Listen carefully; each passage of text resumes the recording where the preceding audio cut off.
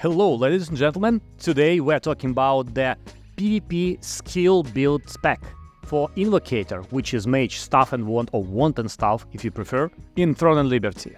How to own the arenas. Like without the team, individually, how to go to the arena and with this class win a lot of times. My name is PLK. Please subscribe to the channel. It's a lot of cool skins right now in the game. Look at that. Or look at that. I need a lot of money to buy all of this shit. I can't buy this. Please subscribe. I need a lot of money. I need money. Come, subscribe and, like the video. Anyway, guys, so we're talking about arenas today, right? First thing is I have a lot of videos about the gear build, about the gear builds, how to progress, where to find it. Because the most regular comment on my videos is, do I have a build? Yes, I have. Check previous videos. It's like 5 of them about the gear specs and skill specs and everything. Today we're talking about skill build for the arenas. Let's go. All right, first of all, arenas. We are, as an Invocator, what's our main role? Yes, we're a healer. The main role is to sustain the party alive. So you definitely need all of the heal skills. Maybe except of the circle, because it's not super high healing potential and it's pretty situational. So maybe more CCs, crowd controls or debuffs will be better. So that's something we need to discuss. But overall, why Invocator is really good in arenas? Look at that. When you set up properly, look, all of them are victories and it's just randoms. Because at the beginning it was not so good. Now it's victories, victories, and victories. When you set up properly your class, when you set up properly Invocator and you know what you are doing, you can win. Not easily, but most of the cases. So we healing, that's the main thing. We debuffing the enemy because we have a lot of debuffs to slow them, to curse them, to debuff their skill resistance, and then we make damage. And this class, with a few spells, can make a lot of damage. So if you will see my statistics, like look at that. I'm a tank. Look at that. 163,000 of damage was taken by me. Look at that. It's huge. And I still did some damage and I still did a lot of heals. You can be really tanky with a proper build and with proper gear. Look at that. I have almost around 15k of HP. I also have a lot of endurance. That's not an evasion build. It's the endurance build. So more HP, more endurance, so you can live while your damage dealers and the tanks, kill the opponent. Oh, look at that, for example. Look, 63,000 of heals. It's 2 times bigger than other healer. So let's start. What we have as the Invocator. First of all, which of defense skills to choose? Actually, for the arenas, both of them available, but I'm using that for mass PvP and PvE, because you can heal yourself if you defense properly. That's I keep for arenas as well. I'm using Wand Mastery, because Wand Mastery has this thing, heavy attack chance, and a lot of skills that will increase your heal potential. We are healers, not the damage dealers. We are much more damage dealers than the Wand and the Bow, for example, or much more faster damage dealers than the Wand and Dagger. But still, the main priority is heals. So that's what we have. Let's start with the passives, because they are most simple ones. So with the passives, you have the same thing that you have for the mass PvP. You need asceticism for mana and mana regeneration, and maybe if you will stay for a few seconds, you will have a heavy attack chance increase, but for mana regeneration, because mana regen and mana, like if you will go in the arena, you basically busted. Now you need mana amplification for the mana increase, for more heals and more mana, and HP, obviously. You need this thing, decreasing the silence duration, and also it will increase your resistance for silence sleep and other stuff for the second ones, which is really good. You need more damage. Skill damage will increase your heals, will increase your damage, and for the mana cost efficiency. But as we're playing Staff and Wand, we have this skill, right? We have Inner Peace, and we definitely need to have it during the arenas. You will... Oh, hey, somebody subscribed. Who is that? Alexa. Alexa, thank you. So you need Inner Peace. If you will have a good team, you definitely will be in like 1-2 fights. So you definitely need to restore your mana. And this skill will just restore your mana fully in one skill. Okay, so we have more damage. We have mana regeneration. That's good.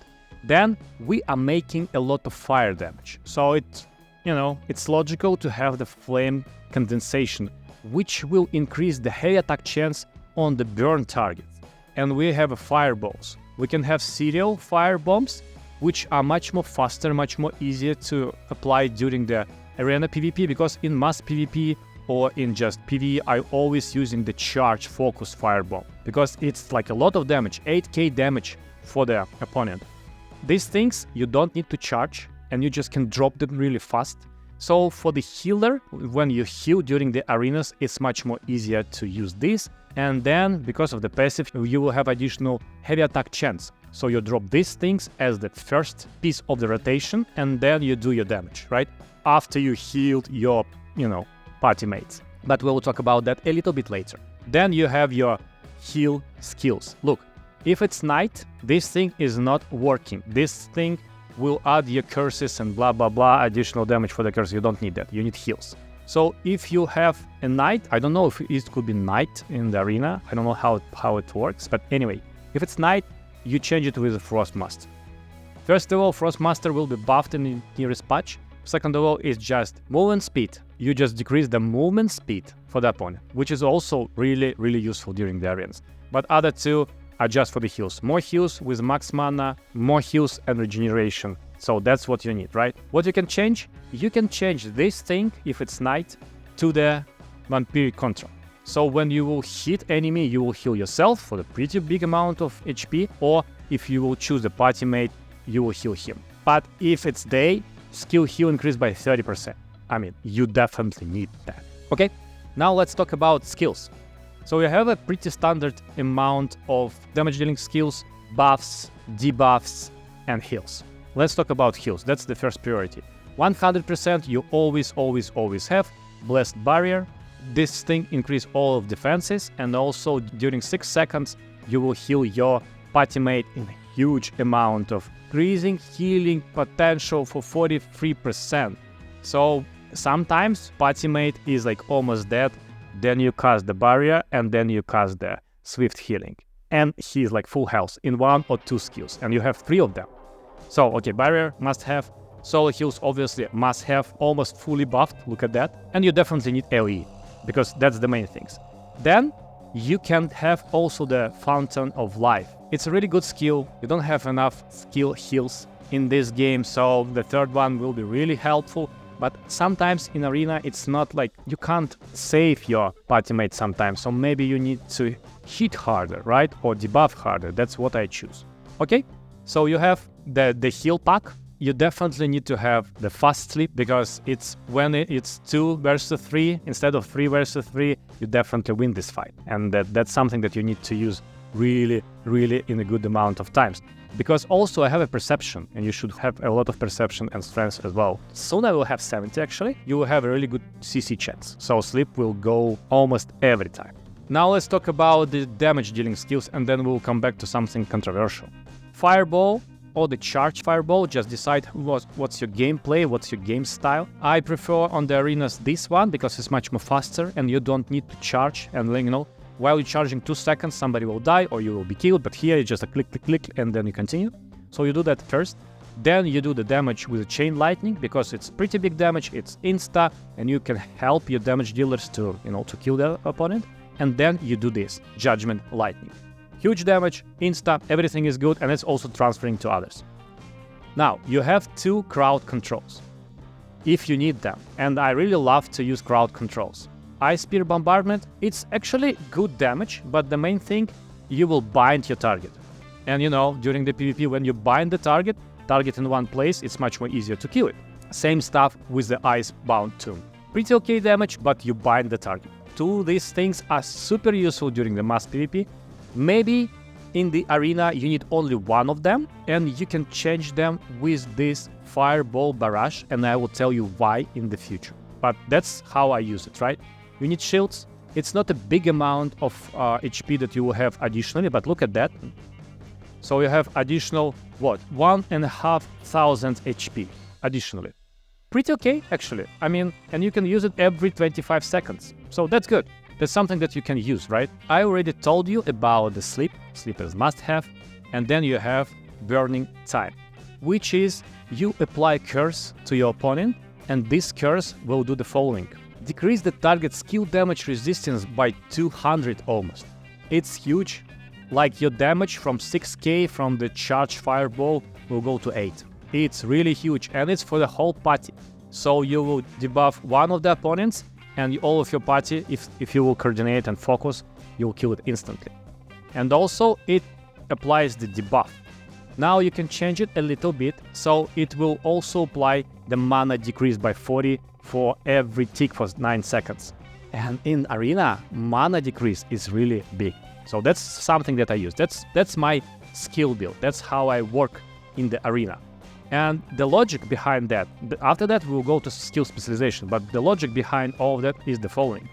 So you go to Arena, you're trying to wait when the opponent will, start forward to you. You look for somebody, healer or really big damage dealer, not a tank. And you're not the first one, but you're trying to be, in the first row, and you sleep the target. Somebody who will be not attacked by your guys, who also like on the side or behind. If you will sleep the healer, then you just switch to the damage dealer and you kill him without the heals, right? So that's the first thing that you will do. The second thing that you will do, you will see who is attacked from your party. You will drop the blast barrier and then you will heal the target. Most likely it will be almost died, then full health. Now you can switch and you can do, if you need to, you can do the clay salvation, the AoE heal, but you need some time, casting time for that. So maybe the good idea will be to debuff somebody. Don't try to debuff tanks, try to debuff damage dealers, and at that time healer or whoever was there, the last one who was sleeping will be unsleeped. So you debuff the target and then you start your rotation. So fireballs, lightning, lightning. Then most of the cases I just continue with this ice spear bombardment and ice tomb. Then you choose. If you need, you just do damage with these skills. If you don't need and you see that somebody is trying to flee, you bind them. And then you repeat, right? You repeat sleep, you repeat heals, but most of the times, don't try to be the damage dealer. These things have cooldown only 9 seconds. So basically, after few skills and maybe, Ice Tomb, you already can heal your party mates. So look who you need to heal. Most likely, they will attack you. And so you will do the following. You will do barrier on yourself before, because for example, if you will be stunned by the melee, you're dead. So if you will do the barrier before that, you see that he's going right to you. You do the barrier on yourself, you will live through the whole combo, then you will heal yourself. And in that time, your damage dealer is killing their healer. Or maybe this guy who is attacking you. That's how this thing works. And the second time, they can't sleep you or can't silence you, or can't bind you. So this passive working pretty well. Now let's talk about skill specialization. Let's start with the heals, with the main priority, right? It's pretty easy here. So we have full-fledged swift healing. Additional restore health to yourself 3 times in a row to cast the spell and increase the range, because sometimes it's really crucial, this 5 meters and your party mate is dead. Curse Nightmare, insta sleep, and you need to hit target 2 times. So you can use actually sleep when it's like the fight, and everybody in the same place. You just cast it anyway, because you will basically stun the target for the 2 hits, which is really good in this game. Nothing for clay salvation. I mean, in the future patches, maybe this thing, weak removal, will work properly, because now it's only one thing. After that, it will be everything. All the weaken will be removed. Maybe it will be useful, but not for now. The mass shield, that's something that you need. And debuff. More time and mana decrease. Maybe we can change this for the blast barrier, like increase and ally max damage, which is pretty big. If you know who is the main damage dealer in your party and you will cast on him, it works pretty well, but for me, I like to debuff them for a longer time. Now let's talk about the stuff. We chose 3 fast fireballs. That's what we do, right? You can move during the fireballs. It applies the AoE damage and also the casting time. We don't have it. You just click, click, click, and that's all. You can change it like this, so it will be charged. But for arenas, well, as I said, the insta skills are better. So next one is Chain Lightning and Judgment. You're basically taking the thing which will transfer damage for others without any wet, right? For Lightning and Judgment Lightning. And you also have this more damage for Lightning, just more damage when it transfers. Sometimes it helps. Now you can take, instead of this thing, maybe you can take this, immunity to CC. You will just be immune to all of these things and you will restore mana. But I prefer a little bit more damage because you will not use it super regularly, so that's fine. If we are not taking Burning Time, but we are taking, or for example, instead of Ice Spear Bombardment, if we take the Fireball Barrage, we will take this thing. Look. We will take first more fireballs, it's like more missiles, and then we take this. The target's mana decreased by 100 per fireball. So you basically will do like 15 fireballs, maybe more.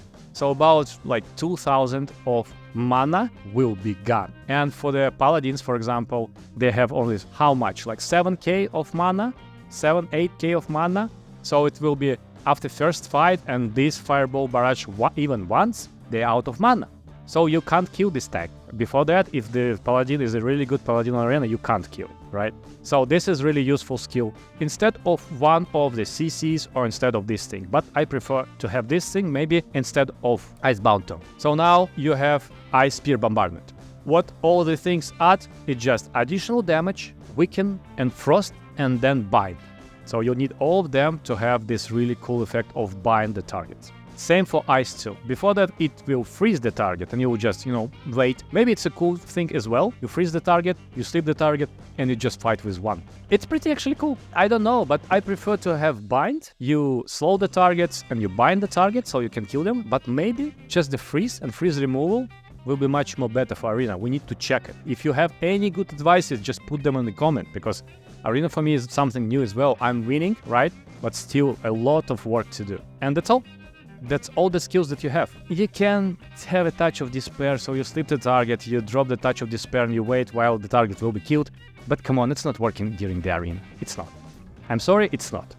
So that's the thing that you will have. Honorable mentions. High focus. So if you will properly specialize high focus, you can have additionally 400 evasion and 400 hit for yourself. If you will do it party, it will be only 100, so it's not so big.